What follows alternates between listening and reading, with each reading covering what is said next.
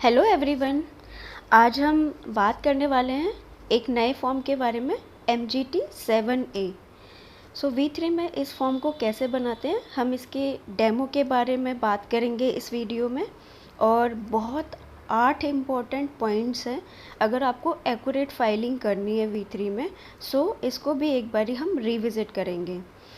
जब भी आप MGT7A बनाएं, एक बारी इस वीडियो में इन 8 पॉइंट्स को ज़रूर विज़िट करें ताकि आपको MGT7A बनाने में दिक्कत ना हो। आइए डिस्कस करते हैं डिटेल में इस वीडियो में डेमो और 8 क्रूशियल पॉइंट्स क्या हैं। पहले हम विज़िट करेंगे कौन से वो इम्पोर्टेंट पॉइंट्स हैं, फिर हम डेमो के बारे में बात करेंगे। आप देख रहे हैं मंजू शर्मा के साथ जूम योर स्किल। अगर वीडियो अच्छी लगती है सब्सक्राइब ज़रूर करिएगा और वीडियो को शेयर ज़रूर करिएगा ताकि बाकी प्रोफेशनल्स को इस 8 क्रूशियल पॉइंट्स के बारे में और MGT7A कैसे बनाते हैं उसके बारे में जानकारी मिल सके। आइए डिस्कस करते हैं। ये 8 की पॉइंट्स हैं हमें MGT7A बनाने से पहले ध्यान में रखने हैं। पहला है, in this form total below 5 excel will be filled in subject to the applicability. अब जब ये फॉर्म आप बनाएंगे तो टोटल 5 एक्सेल इसमें जनरेट होंगी। अभी आपको मैं इसका ओवरव्यू दे रही हूँ। बेसिकली जब हम फॉर्म बनाएंगे आपको कन्फ्यूज़न ना हो। पहली जो है एक्सेल जनरेट होगी वो होगी एसोसिएट एंड जॉइंट वेंचर की, अगर आपके ऊपर एप्लीकेबल है तो। और एसोसिएट एंड जॉइंट वेंचर में जो डिटेल्स आपके पास हैंडी होनी चाहिए इस फॉर्म को फिल करने से पहले, ताकि जब आप वेब फॉर्म बनाएं आपको ज़्यादा देर ना लगे। कौन कौन सी डिटेल्स हैं जो आपको हैंडी रखनी है? सिन नंबर या FCRN number, other registration number, name of the company and associate है और जॉइंट वेंचर्स है वो category, and percentage of shares held. Screenshot 1 में ये बेसिकली दिखाया गया है कि ये कैसे फिल्ड इन होगी। बेसिकली क्या होगा, आप number of associate and joint venture field में डालेंगे एंड आपकी एक एक्सेल जनरेट होगी। एक्सेल में ये इन्फॉर्मेशन फिल्ड इन करनी है और फिल्ड इन करने के बाद ये ऑटोमेटिकली जब आपकी PDF डाउनलोड होगी ये ऑटोमेटिकली आपके जो इन्फॉर्मेशन है वो PDF में आ जाएंगी, जैसे स्क्रीनशॉट 1 में दिखाया गया है। स्क्रीनशॉट 1 यहाँ पर ये देखिए, ये मैंने एक एक्सेल डाउनलोड करी। मैंने नंबर ऑफ़ कंपनीज 3 दी थी, 3 के बाद मैंने डिटेल्स फिल करी। सिन और FCRN है तो उस केस में यहाँ पर डिटेल फिल करनी है। इसके अलावा कोई और रजिस्ट्रेशन नंबर है तो वो आपको यहाँ पर फिल करना है। Then name of the company and then यहाँ पर आपको ड्रॉप डाउन से ये सिलेक्ट करना है and then percentage of shares. ये आपका फॉर्म में ऑटोमेटिकली जैसे एक्सेल अपलोड करेंगे ऑटोमेटिकली फिल्ड इन होकर आ जाएगा। इस तरीके से आपका फॉर्म दिखेगा जब आप PDF डाउनलोड करेंगे फॉर्म सबमिट करने के बाद। सेकंड एक्सेल के बारे में बात करते हैं। सेकंड एक्सेल आपकी जो इस फॉर्म में होगी वो होगी ट्रांसफ़र डिटेल्स। ट्रांसफ़र डिटेल में जैसे हमें V2 में एक टेबल दिया जाता था और कुछ इन्फॉर्मेशन मांगी जाती थी, अब यहाँ पर ये एक्सेल के फॉर्म में आपको ये डिटेल्स डालनी है। कौन कौन सी इन्फॉर्मेशन आपको हैंडी रखनी है? Date of registration of transfer, type of transfer, class of share transfer, number of shares, debentures और unit transfer, amount per share और debentures in rupees, ledger folio number, transferor's name, ledger folio number of transferee, transferee's name, ये आपको handy रखनी है अगर आपके ऊपर transfer detail applicable है, मतलब आपके फाइनेंशियल ईयर में जिसके लिए आप फाइल कर रहे हैं अगर ट्रांसफ़र है तो। अब ये वाला बहुत इंपॉर्टेंट पॉइंट है जैसे मैंने यहाँ पर ग्रीन कलर में मार्क करा है, not viewable in PDF, screenshot 4। इसका क्या मतलब है, जब हम ये एक्सेल अटैच करेंगे ट्रांसफ़र डिटेल की हमारे वेब फॉर्म में, ये हमको अटैचमेंट में नहीं व्यू होगी। जनरली क्या होता है, हम फॉर्म सबमिट करने के बाद अपनी अटैचमेंट को देखते हैं कि हमने अटैचमेंट सही लगाई है या नहीं लगाई है। तो ये जो ट्रांसफ़र डिटेल वाली एक्सेल आप लगाओगे वेब फॉर्म में ये आप व्यू नहीं कर पाओगे। आइए स्क्रीनशॉट 4 में देखते हैं कैसे। स्क्रीनशॉट 4 में ये देखिए, ये मैंने फॉर्म फाइल करा। फॉर्म फाइल करने के बाद जब हम राइट में क्लिक करते हैं अटैचमेंट सेक्शन आता है, सो वहाँ पर जो मैंने अटैचमेंट लगाई वो मुझे व्यू हो रही है। यहाँ पर ये देखिए, ये मेरा ट्रांसफ़र डिटेल है। ये ट्रांसफ़र डिटेल में मैं क्लिक करूँगी ना, मैं क्लिक नहीं कर पाऊँगी, मुझे ये ओपन करके नहीं देगा। तो कहने का मतलब ये है, आप जब ट्रांसफ़र डिटेल की एक्सेल अपलोड करोगे, बहुत ही ध्यान से करना है ताकि कोई मिस्टेक ना हो। तो यहाँ पर जब आप इसे क्लिक करेंगे, आप व्यू नहीं कर पाएंगे। हाँ, अगर आपको व्यू करना है तो जब आपका फॉर्म सबमिट हो जाएगा, सबमिट करने के बाद आपका जो ज़िप फोल्डर डाउनलोड होता है, आप उसमें व्यू कर सकते हैं कि आपने क्या इन्फॉर्मेशन फिल इन करी है। सो ये बहुत इंपॉर्टेंट पॉइंट है, बिकॉज़ कई बार जब हम फॉर्म अपलोड करते हैं तो हम कंफ्यूज हो जाते हैं। हमने ट्रांसफ़र डिटेल तो अटैच करी थी एक्सेल, वो व्यू क्यों नहीं हो पा रही है, फिर हम टिकट रेस करेंगे। तो बेटर है ये एक अंडरस्टैंडिंग हम ले लें कि हमारी जो ट्रांसफ़र डिटेल है हम व्यू नहीं कर पाएंगे। नेक्स्ट एक्सेल जो हमारी डाउनलोड होगी, बोर्ड मीटिंग की एक्सेल, जिसमें हमारे जो डिटेल्स होंगे वो ये वाले होंगे: date of meeting, total number of director as on date of meeting, attendance as directors of as number of director and percentage of attendance. ये परसेंटेज ऑटोमेटिकली कैलकुलेट होगा SS2 में। सो अगर हम SS2 की बात करें, यहाँ पर ये देखिए, जैसे ही मैं एक्सेल अपलोड करूँगी, मतलब बेसिकली इस फॉर्म में अटैच करूँगी, सो ये देखिए, ये मेरा PDF में ऑटोमेटिकली फिल्ड इन होकर आ जाएगा। जैसे जॉइंट वेंचर की डिटेल मेरे PDF में आ गई थी, यहाँ पर नंबर ऑफ मीटिंग भी मेरी ऑटोमेटिकली आ जाएगी मेरे PDF वाले फॉर्म में। नेक्स्ट एक्सेल है मीटिंग ऑफ मेंबर्स। यहाँ पर भी हमें सेम इन्फॉर्मेशन देनी है almost: type of meeting, date of meeting, total number of member entitle to attend meeting, number of member attended and percentage of share holding.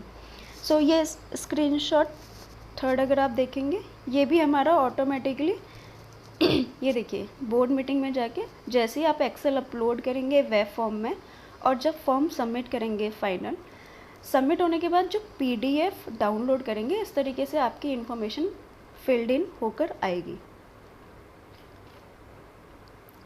So ये 4 important Excel हमने discuss कर ली। 5वीं जो एक्सेल है, last excel, which is very very important. कई बार confusion आता है इस वाली एक्सेल में। सो कौन सी है वो? Detail of share holders and debenture holders. बहुत इम्पॉर्टेंट है, बिकॉज जब हम फॉर्म बनाते हैं, फॉर्म बनाने के बाद हमें ये एक्सेल टेम्पलेट डाउनलोड करते हैं और उसके बाद पता चलता है हमारे पास ये इन्फॉर्मेशन तो है ही नहीं, और उसके बाद फिर हम उस फॉर्म को बनाना छोड़ देते हैं। तो मेक श्योर ये आपके पास रेडी होनी चाहिए इन्फॉर्मेशन जब आप फॉर्म बना रहे हैं। सो ये वाली जो इन्फॉर्मेशन है MGT 7, 7A, ऑनलाइन ऑफलाइन सबके लिए सेम है, जो भी मैंने आपको यहाँ पर बताई है। ये भी आपको नॉट व्यूएबल इन PDF, जैसे अभी ऊपर हमने ट्रांसफ़र डिटेल की बात करी थी। So 2 excel, detail of transfer and detail of share holder, आपको अपने PDF फॉर्म में उसकी अटैचमेंट नहीं दिखाई देगी। सो ध्यान रखिएगा, बहुत इंपॉर्टेंट है। कंफ्यूज मत होइएगा कि मैंने तो ट्रांसफ़र डिटेल की अटैचमेंट लगाई, डिटेल ऑफ शेयर होल्डर की अटैचमेंट लगाई, PDF में मैं व्यू क्यों नहीं कर पा रहा हूँ या कर पा रही हूँ। सो ये बहुत इम्पोर्टेंट है। इनफैक्ट FAQ में भी इस चीज़ को कवर करा गया है कि डिटेल ऑफ शेयर होल्डर आप PDF में नहीं व्यू कर सकते। सो जब भी आप अपलोड कर रहे हैं, मेक श्योर एक बारी गो थ्रू कर ले, आपकी डिटेल्स सही होनी चाहिए। सो कौन सी 16 डिटेल्स हैं हमें इस टेम्पलेट में देनी है, ये सारी की सारी डिटेल्स आपके पास हैंडी होनी चाहिए। Serial number, type of share holder, type of share holder इसे आपको ड्रॉप डाउन से सेलेक्ट करना है। इंडिविजुअल है, एंटिटी है, गवर्नमेंट है। बट आप एक रफ वर्क करके रख ले ताकि जब आप वेब फॉर्म बनाएं तो आपके पास ज़्यादा, मतलब बेसिकली जल्दी प्रिपेयर कर सके इस फॉर्म को। नेक्स्ट है कैटेगरी ऑफ शेयर होल्डर, ये भी आपको ड्रॉप डाउन में ही मिलेगा, promoter and other than promoter. फिर detail of share holder, name of share holder, type of security, ये भी ड्रॉप डाउन है, इसमें से आपको सेलेक्ट करना है। Then class of security held, folio number और रेफरेंस नंबर, नेशनैलिटी और कंट्री ऑफ इनकॉर्पोरेशन। नेशनैलिटी आपको इंडिविजुअल के केस में और country of incorporation body corporate के केस में ड्रॉप डाउन से सेलेक्ट करनी है। देन जेंडर, जेंडर में आपको ये ड्रॉप डाउन से सेलेक्ट करने हैं। And then type of identifier, ये आपको ड्रॉप डाउन में मिलेगा। पेन है तो इंडियंस के लिए, पासपोर्ट अदर देन इंडियन के लिए, एंड ये जो है वो बॉडी कॉर्पोरेट के लिए, सिन है तो सिन डालना है, LLPN, FCRN, FLLPN and other registration number. So यहाँ पर आपको पेन सेलेक्ट करना है और यहाँ पर आपको पेन नंबर डालना है, ये आइडेंटिफिकेशन नंबर है ना। लेट्स से आपने पासपोर्ट सेलेक्ट करा, यहाँ पर आपको पासपोर्ट नंबर डालना है, यहाँ पर सिन सेलेक्ट करा, यहाँ पर सिन नंबर डालना है। Then occupation and then number of security held, nominal value per equity share, total amount जो है इनका वो बाय प्रोडक्ट ऑटो कैलकुलेट हो जाएगा। सो ये बहुत ही इंपॉर्टेंट है, आप ये डिटेल्स अपने पास हैंडी करके रखिए जब आप MGT 7 में फिल कर रहे हैं, ताकि जल्दी जल्दी में आप गलत इन्फॉर्मेशन फिल्ड इन करके फॉर्म अपलोड ना कर पाएँ। सो ये हमारी 5 एक्सेल थी जो हमारी MGT 7A में जनरेट होगी। ये हमने ऑलरेडी स्क्रीनशॉट 1, 2, 3, 4 देख लिए हैं। यहाँ पर ये भी डिटेल ऑफ शेयर होल्डर आपको व्यू नहीं कर सकते हैं। सो ये दोनों डिटेल्स, मतलब ये एक्सेल ट्रांसफ़र डिटेल और डिटेल ऑफ शेयर होल्डर आप अपनी PDF में नहीं व्यू कर पाएंगे एज एन अटैचमेंट, बट आपको जिप फोल्डर में ये मिलेगी जब आप फॉर्म डाउनलोड करेंगे। देन सेकेंड पॉइंट है फोटोग्राफ, बहुत ही इम्पॉर्टेंट पॉइंट है। बहुत सारे क्वेश्चंस आ रहे थे इसके लिए कि फ़ोटोग्राफ किस तरीके से अपलोड करनी है, कैसे होना चाहिए। सो ये बेसिकली 5 पॉइंट मैंने यहाँ पर हाईलाइट करे हैं। इसको ध्यान में रख के आप अपनी फ़ोटो हैंडी रखिएगा अपने पास जब आप फॉर्म को बनाएं उससे पहले। Photo must be latest available. अगर आप सितंबर में फॉर्म फाइल कर रहे हैं सो मेक श्योर आपकी फ़ोटो जो है वो सितंबर की ही होनी चाहिए। लेटेस्ट फ़ोटो आपके पास अवेलेबल होनी चाहिए जब आप इसमें अटैच करेंगे। पेंटेड और affixed name plate on outside building of register office with details name and address in both local and regional language. So आपका जो बेसिकली नेम प्लेट होगा जो ऑफिस के बाहर लगेगा उस पर 2 डिटेल्स कंपलसरी है। अगर सेक्शन 12(3)(a) की बात करें, 12(3)(a) बोलता है name and address in both the language, मतलब लोकल और रीजनल। सो फॉर एग्जांपल अगर आपका दिल्ली है तो दिल्ली वैसी कोई लैंग्वेज नहीं है दिल्ली में। सो दिल्ली में हिंदी और इंग्लिश दोनों लैंग्वेज में आपको कंपनी का नेम एंड एड्रेस देना है।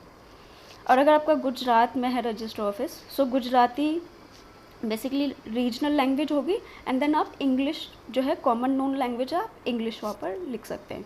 सो आपको आउटसाइड रजिस्टर ऑफिस के पास एक नेम प्लेट लगानी है, उस नेम प्लेट का बेसिकली फ़ोटो लेके आपको इसमें अटैच करना है।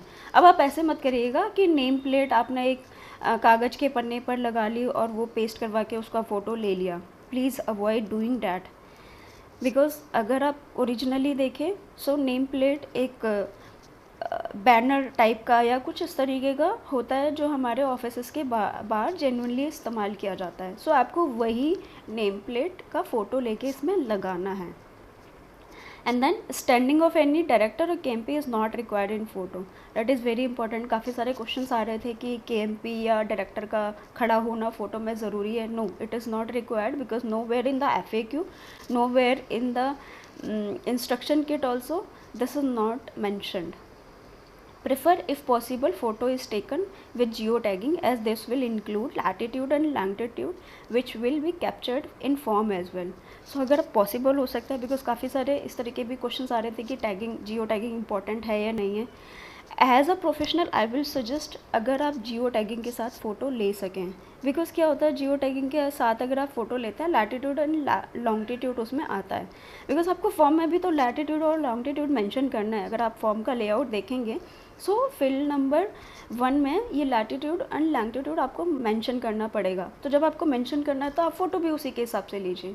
सो दैट इज़ प्रेफरेबल अगर आप ये वाली फ़ोटो लेके इसमें अटैच करते हैं तो।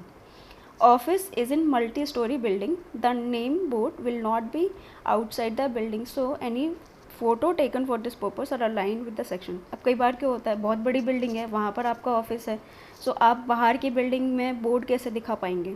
सो आप क्या करेंगे उस केस में, आपका जिस स्टोरी में ऑफिस है उसके बाहर आप नेम प्लेट लगा के जो यहाँ पर मेंशन करा गया है B पॉइंट में, उसके बाद आप अपना नेम एंड एड्रेस एंड जो वो नंबर जो नेम प्लेट है उसका फ़ोटो लेके आप यहाँ पर इसमें लगा सकते हैं। That will also align with the section 12(3)(a। So make sure ये फ़ोटो वाली ये 5 चीज़ें आपको समझ आई होंगी। आपके सारे क्वेश्चंस मैंने यहाँ पर कवर किए हैं।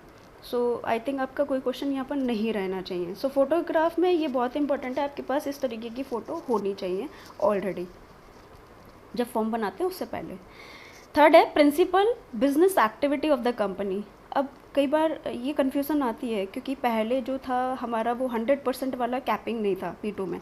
यहाँ पर क्या है, जब आप प्रिंसिपल बिजनेस एक्टिविटी डालेंगे सो मेक श्योर आपको तभी डालना है जब आपकी कंपनी की टर्नओवर है। फॉर एग्जांपल आपका फर्स्ट ईयर ऑफ इनकॉर्पोरेशन है, टर्नओवर आपकी कुछ भी नहीं हुई है, सो आपको यहाँ पर ज़ीरो मेंशन करना है प्रिंसिपल बिजनेस एक्टिविटीज़ में।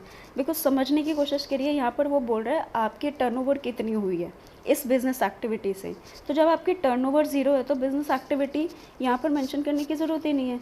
सो मेक श्योर इस चीज़ का ध्यान रखें, और जो टोटल होगा वो 100 आपको मेंशन करना है। फॉर एग्जांपल आपकी 2 बिज़नेस एक्टिविटी हैं, सो कितने से कितना बिजनेस हुआ है वो आपको मेंशन करना है। से इट इज़ 60% और 40%, 50% और 50%, बट मेक श्योर जो total of percentage of turnover है ना वो 100% होना चाहिए, ताकि आपको एरर ना आए इस फील्ड नंबर 3 को भरते वक्त। नेक्स्ट है डिक्लेरेशन अंडर रूल 9(4). अभी तक V2 में ये वाली डिक्लेरेशन नहीं मांगी जाती थी, बट अभी V3 के लेआउट में ये एक इम्पॉर्टेंट डिक्लेरेशन ऐड करी गई है, जहाँ पर आपको डिन नंबर, पैन नंबर या मेंबरशिप नंबर मेंशन करना है उस ऑफिसर का जो रिस्पॉन्सिबल है about the supplying information to ROC for beneficial interest in shares of the company. अब यहाँ पर कई लोगों का क्वेश्चन आता है, हमारे ऊपर तो डिक्लेरेशन वाला क्लॉज एप्लीकेबल नहीं है, बेनिफिशियल इंटरेस्ट है ही नहीं कंपनी में।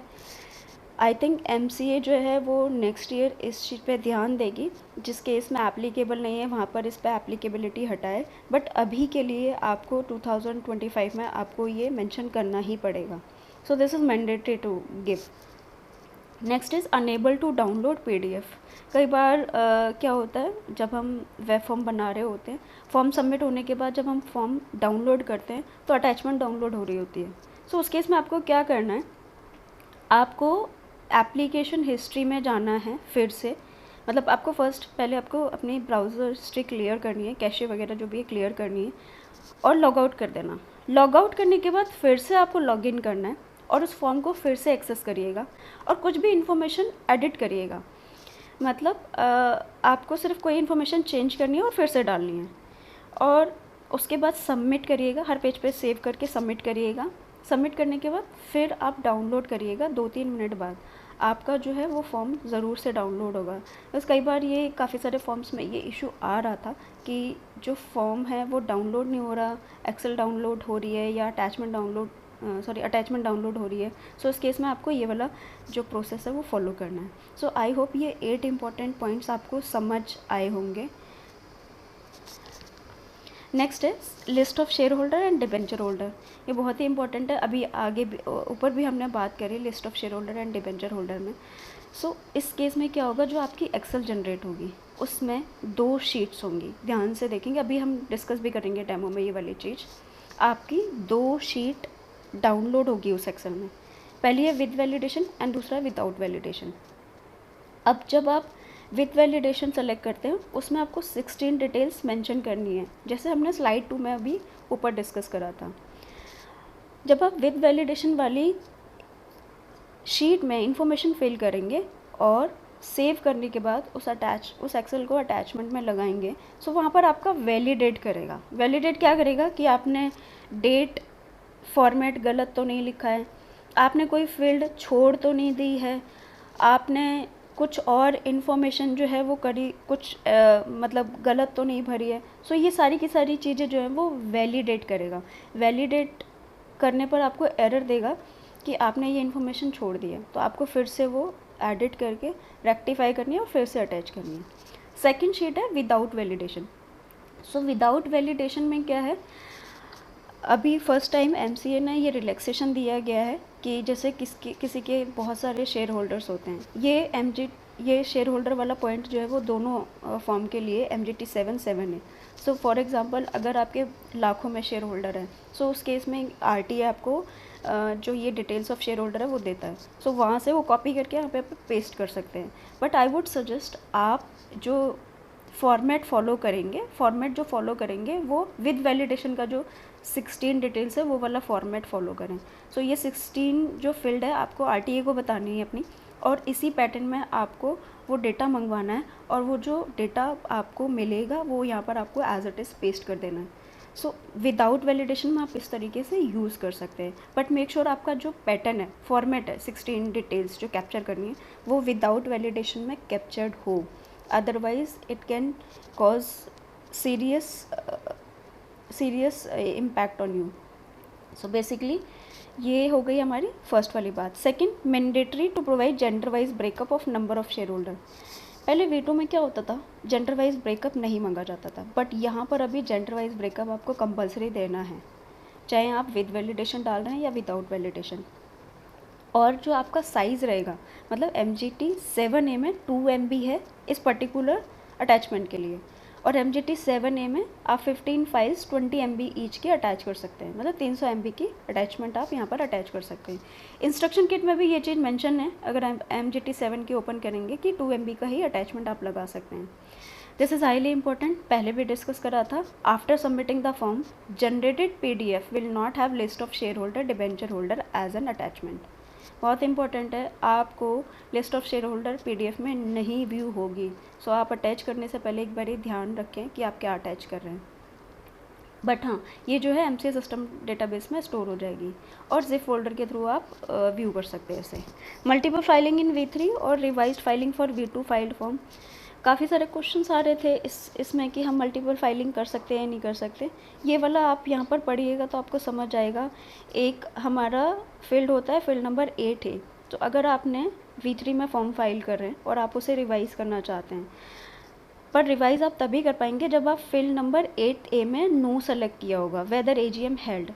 ये वाले ऑप्शन को अगर आपने नो सेलेक्ट करा है तभी आप रिवाइज़ फाइलिंग कर पाएंगे, अदरवाइज़ V3 में ये रिस्ट्रिक्टेड है कि आप V3 में रिवाइज फाइलिंग नहीं कर पाएंगे। बिकॉज V2 में तो क्या होता था, हम कभी भी कितनी भी नंबर ऑफ़ फाइलिंग कर सकते थे, बट V3 में ये रिस्ट्रिक्शन लगा दी है। सो अगर आप नो सेलेक्ट करते हैं तभी आपको रिवाइज फाइलिंग अलाउड है। अब जो V2 में फॉर्म फाइल करके आए हैं उस केस में रिवाइज फाइलिंग कैसे होगी? सो उस केस में रिवाइज फाइलिंग तभी हो सकती है जब आपने इस ऑप्शन को नो सेलेक्ट करा था, और दूसरा आपका जो बेसिकली हाँ, इन V3 revise filing is permitted when no is selected in field 8A। अब काफ़ी सारे, पहले क्या होता था, मतलब आप नो सेलेक्ट करो, येस सेलेक्ट करो, आप मल्टीपल फाइलिंग कर सकते थे, बट यहाँ पर अभी ये रिस्ट्रिक्शन लगा दिया है। ये बेसिकली एक वैलिडेशन लगा दिया है V3 में कि अगर आपने नो सेलेक्ट करा है तभी आप V2 में रिवाइज फाइलिंग, V2 की फॉर्म की रिवाइज फाइलिंग V3 में कर पाएंगे। इनफैक्ट पेज नंबर 4 में इंस्ट्रक्शन किट में ये चीज़ मेंशन करा गया है। अब क्वेश्चन ये आता है, V2 में फॉर्म फाइल करा था MGT 7, मुझे कुछ करेक्शन करनी है, मैं उसे V3 में कैसे करेक्ट करूँ? सो आपको जुरिडिक्शनल ROC के पास जाना है, उस V2 वाले फॉर्म को डिफेक्टिव या NTBR मार्क कराना है और फिर आप अपनी रिवाइज फाइलिंग कर सकते हैं। सो एक बहुत इंपॉर्टेंट अपडेट है, ये ध्यान रखिएगा। Updation of authorise and paid up capital in MDS।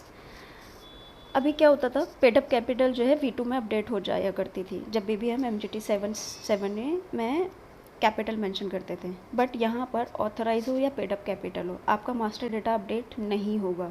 सो अगर आपको मास्टर डेटा अपडेट करना है ऑथराइज कैपिटल के लिए, आपको SS7 या INC 28 फाइल करना पड़ेगा, और आपको अगर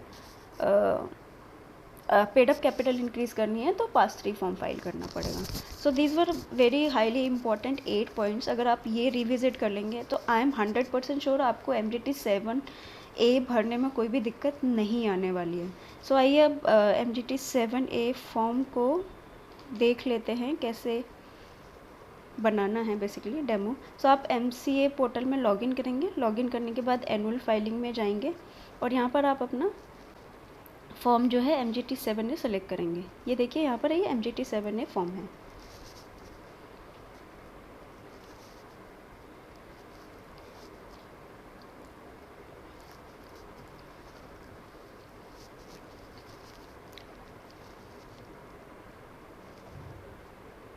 तो ये फॉर्म खुल चुका है। आप यहाँ पर जाके एक बार इंस्ट्रक्शन किट ज़रूर करिएगा। मैं हर अपनी वीडियो में बोलती हूँ कि इंस्ट्रक्शन किट ज़रूर रेफ़र करिए जब आप फॉर्म बना रहे हैं। और इंस्ट्रक्शन किट जब रेफ़र करते हैं ना, सो रेफ़र करने का मतलब ये हमेशा ऐसा होता है, MCA साइट जो है हमेशा स्लो चलती है, कुछ ना कुछ। सो आप प्रेफर करिए ऑफलाइन फाइलिंग अडॉप्ट करने का, बिकॉज वेब में तो अभी पीक फाइलिंग है तो थोड़ा सा इश्यूज़ आ सकते हैं। सो कोशिश करिए आप ऑफलाइन फाइलिंग अडॉप्ट करें। ऑफलाइन फाइलिंग के लिए भी मैं वीडियो आपको बना के दूंगी अगर आप मुझे कमेंट बॉक्स में मेंशन करेंगे। सो ये मेरा फॉर्म खुल गया। सो मैं आपको एक चीज़ दिखाती हूँ। यहाँ पर आपको जब भी कोई भी फॉर्म फाइल करना है, फॉर्म फाइल करते वक्त आपको मेक श्योर MGT 7A की इंस्ट्रक्शन किट ज़रूर पढ़ें, बिकॉज इंस्ट्रक्शन किट में कई बार ऐसी चीज़ें लिखी रहती हैं जो हमारे को हेल्प करती हैं। सो ये वाला जो सेक्शन है आपको MGT 7 में ज़रूर रेफ़र करना है, ये इंपॉर्टेंट चेक पॉइंट्स। यहाँ पर आपको कुछ ना कुछ इंपॉर्टेंट ज़रूर मिलेगा। सो जब भी कोई फॉर्म फाइल कर रहे हैं आप ज़रूर पढ़िए इस वाले पॉइंटर्स को। और दूसरा ये जो रेलिवेंट फील्ड लेवल वैलिडेशन है ये ज़रूर पढ़िए। सो आइए फॉर्म पर चलते हैं। ये हमारे हमने सिन डाला, सिन के बेसिस पे हमारी जो ये वाली डिटेल है वो हमारी प्रीफिल होकर आएंगी, और ये नॉन एडिटेबल है बिकॉज ये जो प्रीफिल होकर आ रही है डिटेल वो हमारी as on filing date prefill होकर आ रही है। सो आप इसको चेंज नहीं कर सकते। अब हम यहाँ पर फाइनेंशियल ईयर डालते हैं। ये मैं 24-25 के लिए फॉर्म फाइल कर रही हूँ। सो बेसिकली 24-25 का फाइनेंशियल ईयर हम सेलेक्ट करेंगे।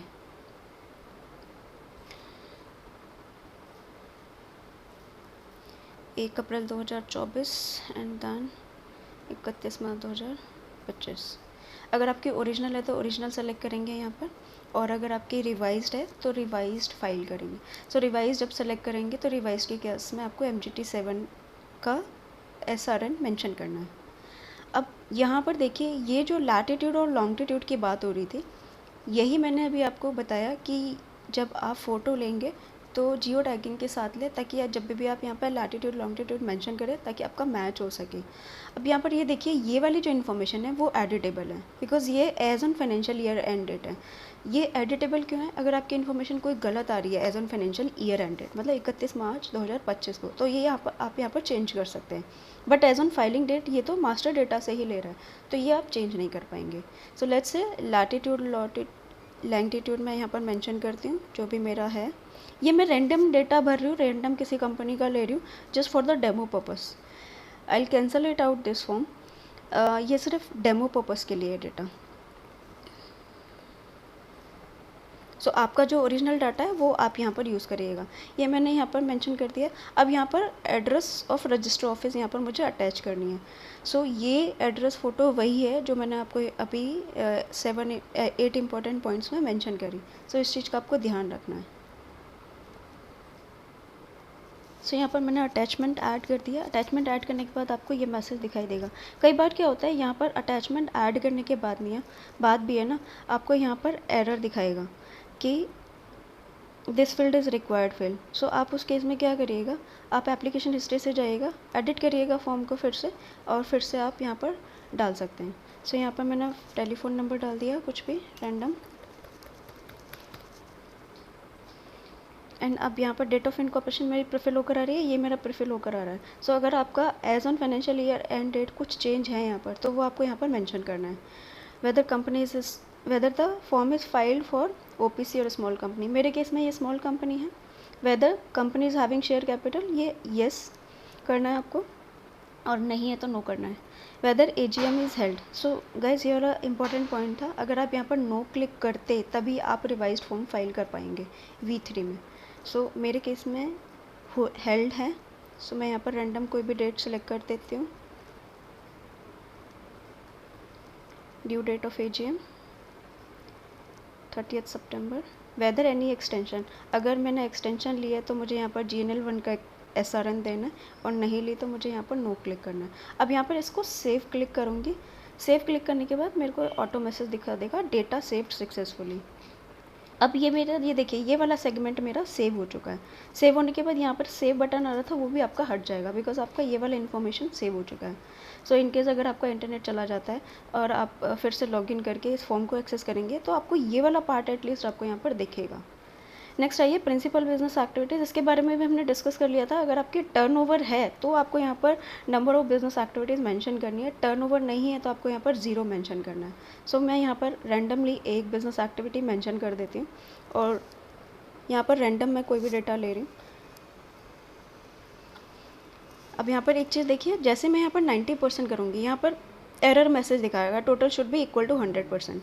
सो जो आप टर्नओवर यहाँ पे मेंशन कर रहे हैं ना, आपकी टर्नओवर 100% ही होगी ना इस बिज़नेस एक्टिविटी से। अगर 100 नहीं है, बिज़नेस एक्टिविटी 2 है, तो यहाँ पर 2 डाल के उस 2 का परसेंटेज डालेंगे। अब ये परसेंटेज कैसे मिलेगा, आप अपने फाइनेंस डिपार्टमेंट से कोऑर्डिनेट कर सकते हैं इसके लिए कि किस बिज़नेस एक्टिविटी से कितना परसेंटेज ऑफ टर्नओवर हुआ है। सो यहाँ पर इस केस में यहाँ पर आपको 100 मेंशन करना है। पर्टिकुलर ऑफ एसोसिएट्स, यहाँ पर मैं 2 डालती हूँ। अब यहाँ पर ये देखिए, हमने एक्सेल की बात करी थी ना, ये मैंने रैंडम 2 डाली है। सो जैसे मैं डाउनलोड एक्सेल पे क्लिक करूँगी, मेरा जो है टेम्पलेट डाउनलोड हो जाएगा। ये देखिए यहाँ पर मेरा ये टेम्पलेट डाउनलोड हो गया। इस टेम्पलेट को डाउनलोड करने के बाद, ये बहुत इंपॉर्टेंट पॉइंट है, ये सारे एक्सेल के ऊपर एप्लीकेबल होगा। ये ध्यान से समझिएगा ताकि आपको इशू ना आए फॉर्म फिल करते वक्त और इस एक्सेल को बनाते वक्त। सो मैंने यहाँ पर ये डाउनलोड कर लिया। अब यहाँ पर देखिए, आपको राइट क्लिक करना है। जब भी आप MGT 7 फॉर्म बनाएंगे, आपको डाउनलोड इस एक्सेल फाइल को सेव करने के बाद आपको प्रॉपर्टीज़ में जाना है। प्रॉपर्टीज़ में जाके ये अनब्लॉक का एक ऑप्शन होगा, उसको आपको क्लिक करना है एंड देन ओके कर देना है। सो ये आपको हर एक्सेल में फॉलो करना है। अब आप इसे ओपन करेंगे। अब यहाँ पर देखिए, आपको ये अनेबल कंटेंट करने के लिए बोलेगा, आपको अनेबल कंटेंट पे क्लिक करना है। ये देखिए यहाँ पर ये प्रोसेस बताया गया है। प्रॉपर्टीज़ में जाइए, अनब्लॉक पर क्लिक करिए एंड देन अनेबल कंटेंट करिए। सो आपको अनेबल कंटेंट पे क्लिक करना है और ये आपकी एक्सेल जो है वो, अभी हमने यहाँ पर जो नंबर ऑफ़ एक्टिविटीज़ मेंशन करी थी वो हमने मेंशन करी थी 2। सो हमें 2 की यहाँ पर डिटेल्स मेंशन करनी है। अगर आप 1 मेंशन करेंगे तो आपको 1 पर एरर देगा। सो मेक श्योर जो आप यहाँ पर डिटेल्स डालें वो सही डालें ताकि आपको एक्सेल अपलोड करते वक्त इशू ना दे। सो मैंने यहाँ पर रैंडमली कोई भी कंपनी का डेटा ले लिया है, बट आपके केस में आपको आपका जो एक्चुअल डेटा होगा वो आपको मेंशन करना है। सो सिन और FCRN यहाँ पर मेंशन करना है and then name of the company, ये यहाँ पर आएगा बेसिकली। और अगर आपका कोई अदर रजिस्ट्रेशन नंबर है तो सिन के बाद अदर रजिस्ट्रेशन में जाके जो भी आपका रजिस्ट्रेशन नंबर है वो आपको यहाँ पर मेंशन करना है। मैं रैंडमली कोई भी रजिस्ट्रेशन नंबर ले रही हूँ और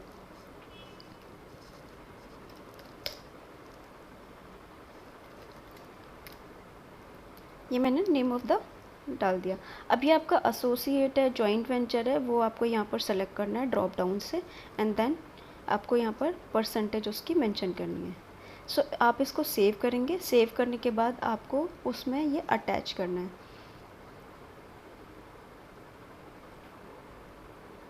अब आपको सेव हिट करना है। ये मैंने यहाँ पर अपलोड कर दिया और उसके बाद सेव करने के बाद आपको मैसेज दिखाएगा डेटा अपलोडेड। सो यहाँ पर देखिए, डाउनलोड करा मैंने ये पर्टिकुलर ऑफ एसोसिएट, एक्सेल को मैंने अनब्लॉक करा, इन्फॉर्मेशन डाल के यहाँ पर अपलोड कर दिया। अब यहाँ पर अगर आप एक डिटेल डाल के अपलोड करते हैं ना, एरर दिखाता। और अगर आपने सिन मेंशन करा है, नेम ऑफ़ द कंपनी भूल गए हैं या कोई भी आपने फील्ड छोड़ दिया तो यहाँ पर आपको एरर दिखाएगा, तो आपको उसको करेक्ट करना है।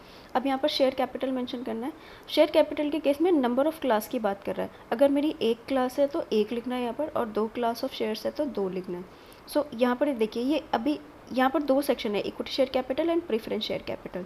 सो यहाँ पर ये बात कर रहा है, अभी सिर्फ इस वाले सेगमेंट को समझते। यहाँ पर ये बात कर रहा है इक्विटी शेयर में आपकी क्लास कितनी है। सो जैसे ही मैं क्लास डालूंगी, एक और नई मेरी नीचे टेबल जनरेट हो जाएगी। सो जितनी मैं क्लास डालूंगी मेरे उसके हिसाब से टेबल जनरेट हो जाएगी। मैंने अभी एक ही डाला, मेरी एक ही क्लास है। यहाँ पर ये देखिए, एक नया टेबल जनरेट हो गया। प्रेफरेंस थी हमारी, यहाँ पर एक नया टेबल जनरेट हो गया।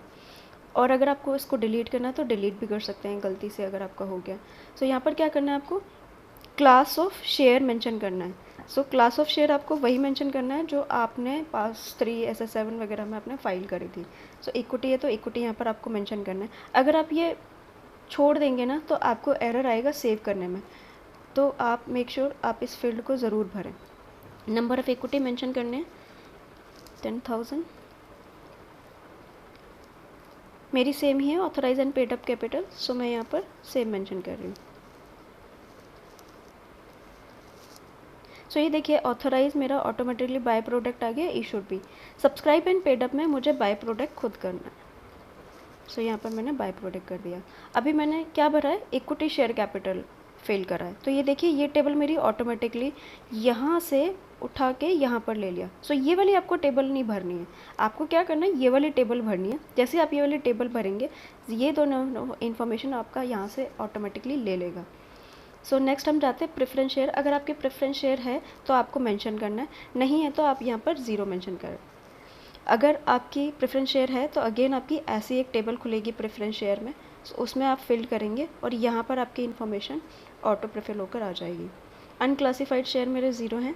अब ये देखिए ये बहुत इंपॉर्टेंट है, यहाँ पर कई बार इशू आता है तो इसको बहुत ध्यान से समझिएगा। जैसे मैंने यहाँ पर इक्विटी शेयर कैपिटल भरी ना इस वाले ए वाले टेबल में, ये मेरा ऑटोमेटिकली यहाँ पर ले लेगा। यहाँ पर देखिए ये ले लिया। अब जो बाकी एंटर हेयर डिटेल्स आ रही है ना, वो मुझे इसमें यहाँ पे मेंशन करनी है। सो एट द बिगनिंग में मेरे नंबर ऑफ़ शेयर्स 10,000 से, नॉमिनल वैल्यू 1 लाख एंड ये मेरी 1 लाख। अब राइट इशू मेरा है इस केस में, मेरा नहीं है तो मुझे ज़ीरो मेंशन करना है। नॉमिनल भी ज़ीरो है और टोटल पेड भी ज़ीरो है। प्रीमियम के केस में आपको यहाँ पर कुछ नहीं भरना है, ब्लैंक छोड़ देना है। बोनस मेरा ज़ीरो है यहाँ पर, ये सब में ज़ीरो ज़ीरो मेंशन करेंगे। अब यहाँ पर देखिए अगर आप यहाँ पर ज़ीरो नहीं मेंशन करते और मैं यहाँ पर सेव पे हिट करती हूँ, ये मेरा नेक्स्ट सेव पर चलते हैं, ये मैंने सेव हिट करा। सो यहाँ पर मुझे ये देखिए एरर देगा, please enter the relevant details. So make sure आप यहाँ पर ज़ीरो ज़रूर फिल करें, तब आप जाके सेव को हिट करें। सो मैंने यहाँ पर ज़ीरो मेंशन कर दिया। और हाँ, बहुत इंपॉर्टेंट बात, अगर आपका यहाँ पर अदर्स है तो ही आपको ये वाला कॉल रो जो है फिल्ड करना है, अदरवाइज़ ये वाला आपको ब्लैंक छोड़ना है। सो मेरे में अदर्स कोई है ही नहीं तो मुझे ये ब्लैंक छोड़ना है। ऐसे यहाँ पर डिक्रीज़ मेरा कुछ नहीं हुआ तो मेरे को यहाँ पर ज़ीरो ज़ीरो मेंशन करना है। अगर आपके यहाँ पर फिगर्स हैं तो आपको एक्चुअल फिगर्स मेंशन करनी है कि बाय कितने से हुआ है और जो भी है। इस केस में भी मेरा अदर्स कुछ नहीं है, ये मेरे को रो जो है एज इट इज़ ब्लैंक छोड़नी है, अदरवाइज़ आपको यहाँ पर एरर देगा। करके देख लीजिएगा, तो रिमूव करने के बाद वो एरर रिमूव हो जाएगा। प्रेफरेंस शेयर्स मेरा कुछ भी नहीं था, मैंने ज़ीरो भरा था तो यहाँ पर भी मेरा सारा का सारा ये ज़ीरो आ जाएगा। अब यहाँ पर देखिए मैं एक चीज़ आपको करके दिखाती हूँ, ज़ीरो ज़ीरो ज़ीरो ज़ीरो। सो मैंने यहाँ पर ज़ीरो फिल कर दिए सारे। अब मैं सेव हिट करती हूँ। सो यहाँ पर देखिए मुझे यहाँ पर please enter the relevant details, मैंने जान के यहाँ पर अदर्स वाले रो में ज़ीरो मेंशन करा तो यहाँ पर मुझे ये एरर देने लग गया। अब यहाँ पर क्या करना है, मुझे ज़ीरो को रिमूव करना है। जैसे रिमूव करेंगे ये वाला एरर्स जो है चला जाएगा यहाँ से। सो जहाँ जहाँ आपका अदर्स है एक्चुअल में, यहाँ पे अगर आप फिल कर रहे हैं तो ही आपको ये रो भरनी है, अदरवाइज़ आपको ये रो में कुछ भी नहीं डालना। अब आते हैं डिटेल ऑफ शेयर ट्रांसफ़र। ये हमने बात करी थी कि जैसे हम यहाँ पर डालेंगे तो हमारी जो है एक्सेल एक जनरेट होगी, उसके हिसाब से हमें डिटेल देनी है। अभी मैं एक ही डिटेल डाल रही हूँ। सो जैसे मैं टेम्पलेट पर क्लिक करूँगी मेरी टेम्पलेट डाउनलोड हो जाएगी और उसके बाद उस टेम्पलेट को मैं फिल करके इसमें अटैचमेंट लगाऊंगी। अटैचमेंट में मुझे करने के बाद ये मेरी ऑटोमेटिकली डिटेल फिल कर देगा। सो मेरी एक्सेल ओपन हो गई है। आपको एक्सेल ओपन करने के लिए सेम मेथड फॉलो करना है। आपको राइट क्लिक करके प्रॉपर्टीज़ में जाना है एंड ब्लॉक पे क्लिक करना है एंड देन अनेबल कंटेंट पे क्लिक करना है। सो ये डेट ऑफ ट्रांसफ़र आपको मेंशन करना है। अब यहाँ पर देखिए एक चीज़ करते हैं, जैसे मैंने 22/01/2026 मेंशन करा। अब ये जो डेट है मेरे फाइनेंशियल ईयर में नहीं फॉल कर रही तो मुझे ये एरर देगा। सेम अगर मैं कोई और डेट पैटर्न फॉलो करूँगी तो मुझे एरर देगा। सो आप मेक श्योर जो पैटर्न ऑफ डेट है वो सेम फॉलो करें। सो मैंने यहाँ पर डेट ऑफ ट्रांसफ़र मेंशन कर दिया। अब यहाँ पर मेरे को ड्रॉप डाउन से सेलेक्ट करना है equity share. Class of shares मेरा इक्विटी है, इक्विटी मुझे मेंशन करना है। अगर आपकी कोई और है तो वो आपको मेंशन करना है। नंबर ऑफ़ शेयर्स कितने ट्रांसफ़र हुए, ये मैं रैंडम डेटा डाल रही हूँ, आपका जो डेटा होगा वो आपको एक्चुअल मेंशन करना है। Amount per share 10, laser folio number मेरा 0 है। ट्रांसफ़र डिटेल लेट्स से मेरा ट्रांसफर्स नेम जो है वो राधा है। Ledger folio number 2 and then transfer detail ये मैंने डिटेल्स फिल कर दी है। अब मैं सेव करके इसमें अटैच करूँगी। अब आप एक चीज़ देखिए, जैसे मैं ये वाला डिटेल्स जो है ना, मैं यहाँ पर मेंशन करना भूल जाती हूँ, ठीक है। ट्रांसफ़र डिटेल अभी मैंने डाली नहीं है। सो जब मैं इसे अपलोड करूँगी तो मुझे ये एरर दिखाना चाहिए। तो एक बारी देखते हैं ये एरर दिखाता है या नहीं दिखाता हमें। सो देखिए, जैसे मैंने सेव कराना है इस एक्सेल को, एक्सेल सेव करते ही मुझे एरर दिखाता है, transferor name value is empty. So make sure आप जो भी डिटेल्स फिल कर रहे हैं, कोई भी आपकी डिटेल्स अनफिल नहीं रहनी चाहिए, नहीं तो आपको सेव करते वक्त ये आपको एरर दिखाएगा। सो यहाँ पर हमने ट्रांसफ़र डिटेल अपलोड कर दिए। अपलोड करने के बाद ये मुझे यहाँ पर एरर दिखाएगा। अगर आपको लगता है आपने कुछ डिटेल गलत डाल दिया, आप इसे यहाँ पे क्रॉस पे जाएंगे, फिर से आप अपनी एक्सेल एडिट करके यहाँ पर डिटेल ऐड करके डाल सकते हैं। अब यहाँ पर डिबेंचर डिटेल्स। सो ये हमारा नया बेसिकली V3 में नया लेआउट का पैटर्न है। पहले हम डिबेंचर डिटेल देते थे, एक ही हमारा कॉलम में आता था डिटेल्स। सो अब यहाँ पर देखिए, नॉन कन्वर्टेबल के लिए अलग है, पार्टली कन्वर्टेबल के लिए अलग है, और फुल्ली कन्वर्टेबल के लिए अलग है। तो जैसे जैसे आपके ऊपर एप्लीकेबल है वो डिटेल आपको मेंशन करनी है। मैं सिर्फ इसमें ज़ीरो मेंशन करके अभी आपको बता रही हूँ। सो अगर आपको जो भी डिटेल्स होगा वो आपको यहाँ पर मेंशन करना है। अगर आपकी सिक्योरिटीज़ जो है other than share and debentures है, मतलब कई बार क्या होता है, शेयर एंड डिबेंचर्स के अलावा भी कंपनीज़ में सिक्योरिटीज़ होती है। सो वो डिटेल होगी तो वो आपको यहाँ पर मेंशन करनी है। मेरे केस में कोई डिटेल्स नहीं है तो इसीलिए मैं यहाँ पर इसे मेंशन कर रही हूँ ज़ीरो। जैसे मैं इसे सेव करूँगी, सेव करने के बाद ये मेरा पूरा का पूरा डेटा सेव हो जाएगा। अब ये मैंने एक पेज सेव करा है, अगर मेरा लॉग आउट हो जाता है या इंटरनेट चला जाता है तो जितना मैंने सेव करा है ना, मैं वो व्यू कर पाऊँगी। आगे नेक्स्ट पेज पे चलते हैं। नेक्स्ट पेज पे हमें ये मांग रहा है टर्नओवर। टर्नओवर में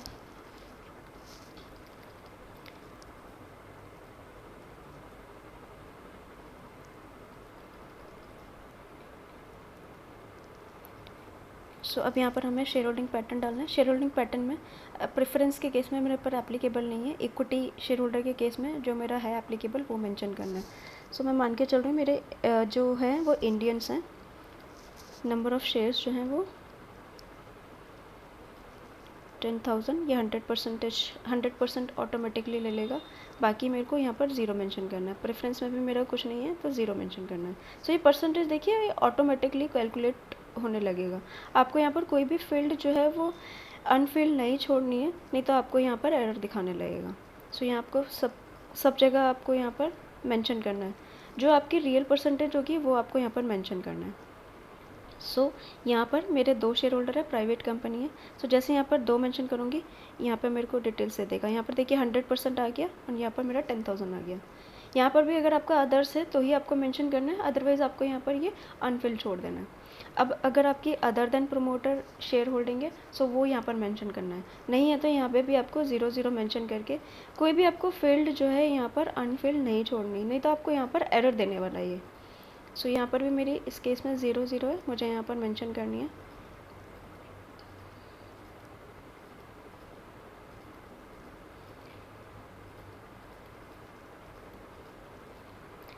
ये आपको कुछ नहीं करना, 0 आपका number of other than promoter 0 है।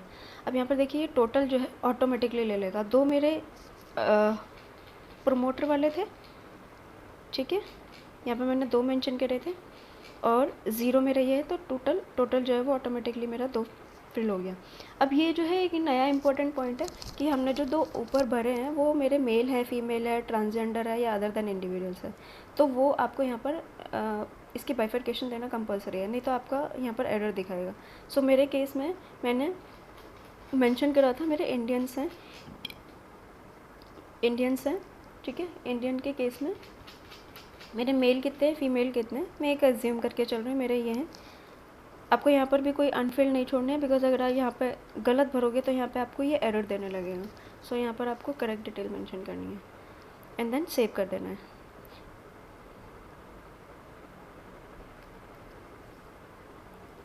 यहाँ पे एरर देना नहीं चाहिए, पता नहीं क्यों दे रहा है अदर्स के केस में, बिकॉज जो फंक्शनलिटी है वो इस तरीके से ही काम कर रही है। अदर्स अगर आप मेंशन करते हैं तो ही आपको यहाँ पर मेंशन करना है।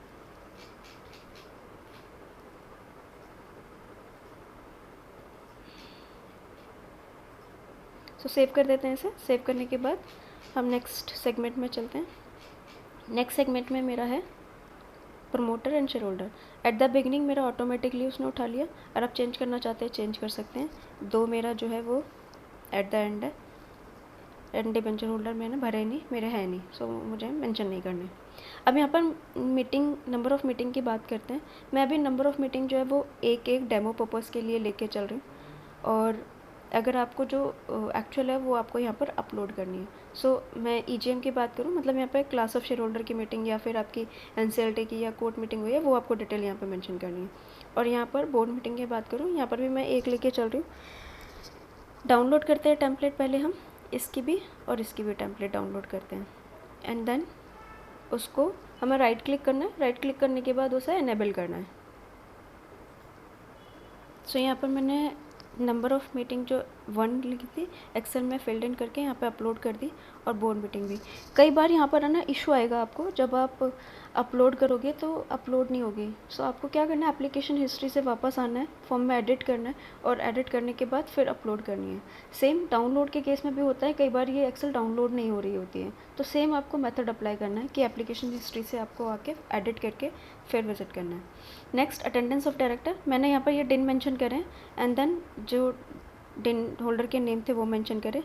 अब यहाँ पर बोर्ड मीटिंग का देना है। बोर्ड मीटिंग मैंने 1 ही मेंशन करी थी, तो 1 का डिटेल डालना है, and number of meeting attended 1 अगर आप यहाँ पर कुछ भी गलत मेंशन करोगे ना, यहाँ पर देखिए एरर देने लगेगा। सो ये बहुत ही बढ़िया बात है V3 फॉर्म्स की, जहाँ पर भी आप इनकरेक्ट मेंशन करते हो तो आपको फील्ड पर ही एरर दे देगा। यहाँ पर मैंने ये सेलेक्ट कर लिया। अब यहाँ पर इसको सेव कर देते हैं। सेव करने के बाद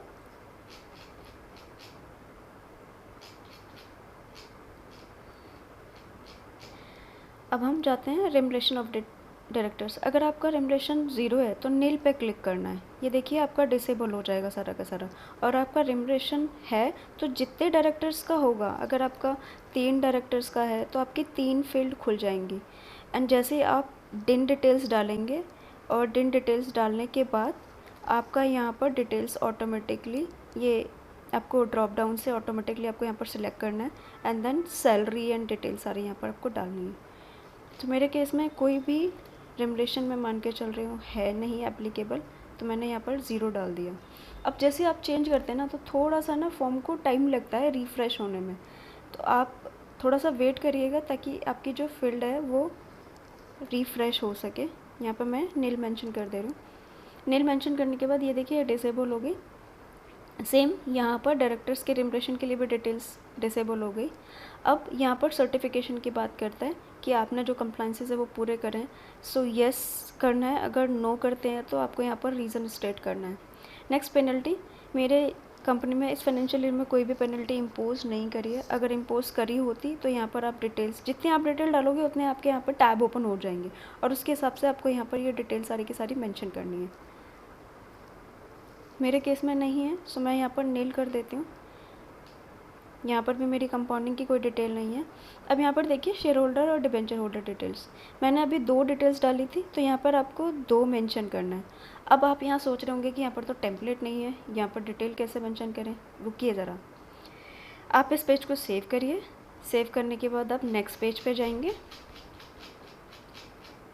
नेक्स्ट पेज पे जाने के बाद आपको यहाँ पर देखिए ये टेम्पलेट मिलेगा। वैसे तो टेम्पलेट वहीं पर ही देना चाहिए था एमसीए फॉर्म में, बट यहाँ पर हम अटैच कर रहे हैं इस लिस्ट ऑफ शेयर होल्डर को, तो इन्होंने जो टेम्पलेट दिया है वो यहाँ पर टेम्पलेट दिया है। सो आप टेम्पलेट को डाउनलोड करेंगे, डाउनलोड करने के बाद यहाँ पे अपलोड करेंगे। सो मैंने टेम्पलेट डाउनलोड कर लिया है। अब यहाँ पर देखिए डिक्लेरेशन, ये एक नया क्लॉज है, जैसे मैंने आपको 8 पॉइंट्स में भी बताया था, ये मैंडेटरी है देना। ऑल्दो ये मेरी कंपनी के केस में एप्लीकेबल नहीं है, बिकॉज बेनिफिशरी इंटरेस्ट है ही नहीं मेरी कंपनी में, बट आपको मैंडेटरी ये देना पड़ेगा, अदरवाइज़ ये आप इन फॉर्म जो है फाइल नहीं कर पाएंगे।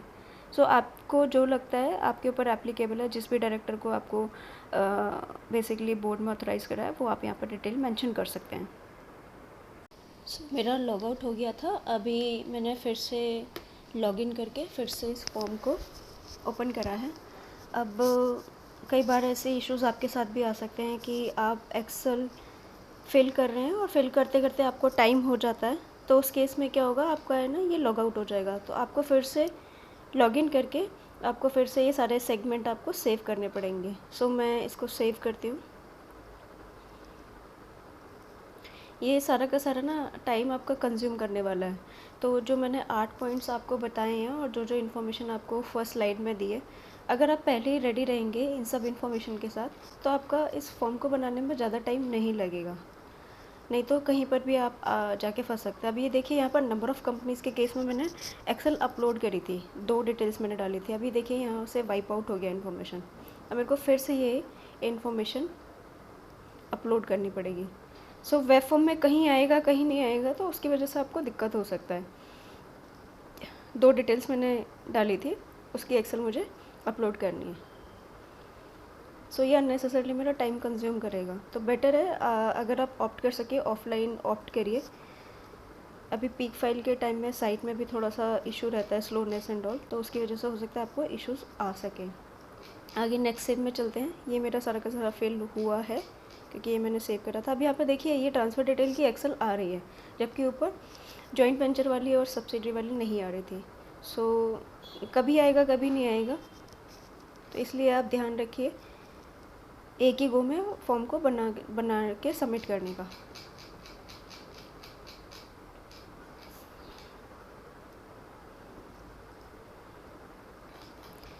नेक्स्ट पेज पे जाते हैं, देखते हैं कुछ और इन्फॉर्मेशन तो नहीं रहेगी। पर आपको जब भी फिर से एप्लीकेशन हिस्ट्री से एक्सेस करना है ना, हर सेगमेंटल सेव को क्लिक करके आना है। जैसे जैसे आपको सेव दिखाई देंगे वैसे वैसे आपको सेव हिट करना है, और वो सेव जो आप हिट करेंगे वो गायब हो जाएगा। नेक्स्ट सेव जो है वो एक्टिवेट हो जाएगा। अब यहाँ पर देखिए, यहाँ पर भी इसकी जो मैंने टेम्पलेट लगाई थी वो भी गायब हो गई। अब मुझे फिर से रीवर्क करना पड़ेगा। मैंने मेंबर्स की मीटिंग की एक मेंशन करी थी, मुझे मेंबर्स की फिर से अब अपलोड करनी पड़ेगी यहाँ पर।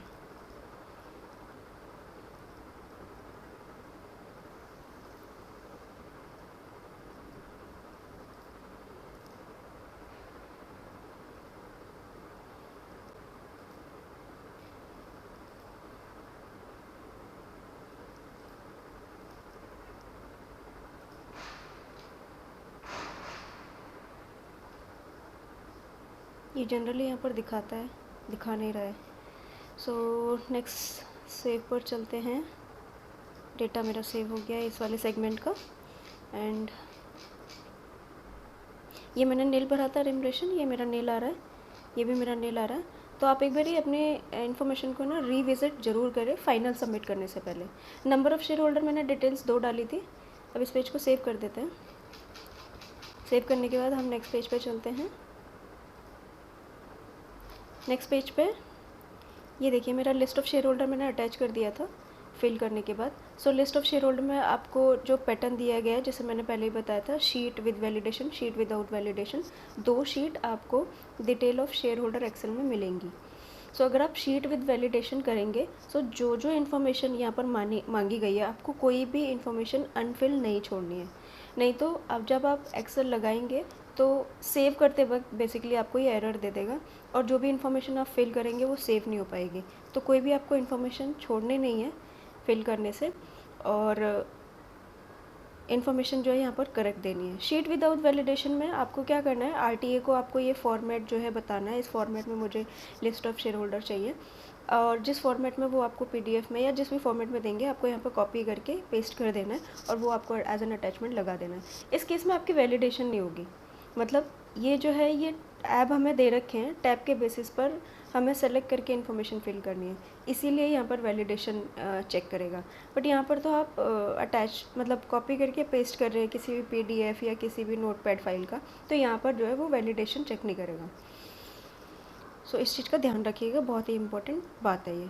सो मैंने ऑलरेडी यहाँ पर ये अपलोड कर दी है शीट अपलोड करने के बाद यहाँ पर आपको इस तरीके से दिखाई देगा। अगर आपको रिमूव करनी है तो रिमूव कर सकते हैं। फिर टिन नंबर डाल के, रेजोल्यूशन नंबर डाल के, ये मैंने डिटेल्स यहाँ पर डाल दी है। डिटेल डालने के बाद मैं सेव करूँगी। सेव करने के बाद इस फॉर्म को सबमिट कर दूँगी। सबमिट करते वक्त हो सकता है मुझे 2-3 तरीके के एरर दे। जैसे अगर आपने पेड अप कैपिटल जो मास्टर डेटा में आ रही है उससे कम लिखी है, तो आपको यहाँ पर एरर दिखाएगा कि आपने पेड अप कैपिटल रॉन्ग लिखी है, रिड्यूस लिखी है। सो वो आपको रेक्टिफाई करनी पड़ेगी। या अगर आपने कोई ऐसा रन नंबर GNL1 में एक्सटेंशन लिया है, वो गलत डाला है, तो हो सकता है वो आपको यहाँ पर सबमिशन पे वो एरर दे। सो सबमिशन के जो भी आपको एरर दिखाएगा वो आपको रिमूव करने, और उसके बाद इस फॉर्म को सबमिट कर देना है। सबमिट करने के बाद आपकी PDF डाउनलोड होगी, और PDF डाउनलोड होने के बाद जो हमने 8 पॉइंट्स के बारे में बात करी थी, जो आपने यहाँ पर 5 एक्सेल अटैच करी है, तो 5 में से 3 का डेटा तो आपका फॉर्म में फिल्ड इन होकर आएगा, subsidiary, board meeting, share holder meeting का। बट जो ट्रांसफ़र डिटेल्स और शेयर होल्डर डिटेल है, वो आपको अटैचमेंट में नहीं दिखेगी PDF फॉर्म में। सो वो आप ज़िप फोल्डर में आपका वहाँ से आप व्यू कर सकते हैं। सो ये MGT7A का डेमो था। आई होप आपको इस डेमो को मतलब क्लैरिटी हुई होगी। अब आप जब भी फॉर्म बनाए, इन 8 पॉइंट्स को रेडी रखें ताकि आपका 10 मिनट में फॉर्म फाइल हो सके, और इंस्ट्रक्शन किट को ज़रूर रेफ़र करना है। कोई भी इशू आता है आपको तो आप कमेंट बॉक्स में स्क्रीनशॉट लेके मुझे डाल सकते हैं, मैं ज़रूर आपको हेल्प करूँगी कोई भी इशू के रिगार्डिंग। और अगर आपको ये वीडियो अच्छी लगी हो तो इस वीडियो को शेयर ज़रूर करिएगा, और अगर आप चैनल को आपने सब्सक्राइब नहीं करा है तो चैनल को ज़रूर सब्सक्राइब करिए। और हाँ, एक बात और, MGT7A अगर आपको वेब में दिक्कत आ रही है तो आप ऑफ़लाइन मोड ऑप्ट कर सकते हैं, बिकॉज़ कई बार क्या होता है, कुछ ना कुछ एरर आता है जिसकी वजह से स्टक हो जाते हैं। ऑफ़लाइन में क्या है, आपको ऑफ़लाइन में एक्सेल टेम्पलेट डाउनलोड होगी और वो ऑफ़लाइन मोड में बनता रहेगा फॉर्म, एंड वो एक तरीके से ईज़ी भी है, ये मेरा मानना है। बट आपको जिसमें ईज़ी होता है वो आप पैटर्न अडॉप्ट कर सकते हैं। सो आई होप ये वीडियो आपको बहुत सारी चीज़ों के बारे में क्लैरिटी दे चुकी होगी। इस वीडियो को देखने के बाद इतना तो मैं कह सकती हूँ, आप MGT7A में प्रो बन जाओगे।